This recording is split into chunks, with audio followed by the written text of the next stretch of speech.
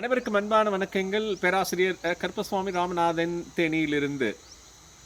இந்த தனிமை இளம் வயதில் அது ஒரு இனிமையான விஷயமா தோணும். அதே இது முதுமை ஆகும்போது பார்த்தீங்கன்னா அது மாதிரி ஒரு மன வலி யாருக்கும் வராது. அதாவது முதுமையில் தனிமைன்றது ஒரு கொடூரமான விஷயம். எல்லா கவிஞர்களும் சரி, எல்லா மானிடர்களும் ஒரு ரசித்த ஒரு பட்டு அழுந்திய ஒரு விஷயம்.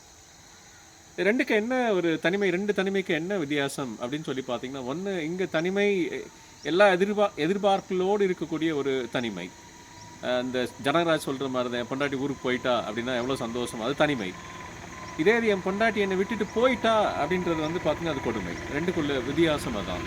ஸோ வாழும்போது இருக்கக்கூடிய உங்களுடைய ஜீவன்களை அரவணைச்சு போனீங்க பார்த்தீங்களா, அதில் தான் இனிமே இருக்குது. அது தனிமையாக இருக்கட்டும், முதல் தனிமையாக இருக்கட்டும், இரண்டாவது தனிமையாக இருக்கட்டும், நீங்கள் உங்கள் மேலே வச்சிருக்கக்கூடிய நம்பிக்கை, உங்களை நீங்கள் எப்படி நீங்கள் என்கேஜ் பண்ணுறீங்கன்றது ரொம்ப ரொம்ப முக்கியம். ரொம்ப ஒரு உன்னதமான விஷயம். நான் ஒரு சமீபத்தில் ஒரு கோயிலுக்கு போயிடுந்தேன். அங்கே பார்த்தீங்கன்னா ஒரு மரம், ஒரு பழமையான ஒரு மரம், தனிமையாக ஒரே ஒரு ஒத்த மரம் தான். கிட்டத்தட்ட பார்த்தீங்கன்னா அந்த ஒரு 2 ஏக்கர் இடத்துல ஒரே ஒரு மரம் மட்டும்தான்.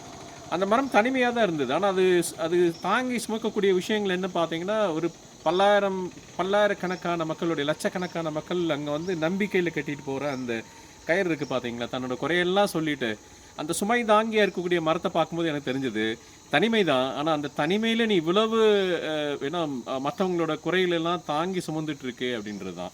அந்த மரத்துக்கும் மனிதனுக்கும் ஒரே ஒரு வித்தியாசம் தான். நீங்கள் அந்த மாதிரி சுமைகளை சுமைக்க வேண்டியதில்லை.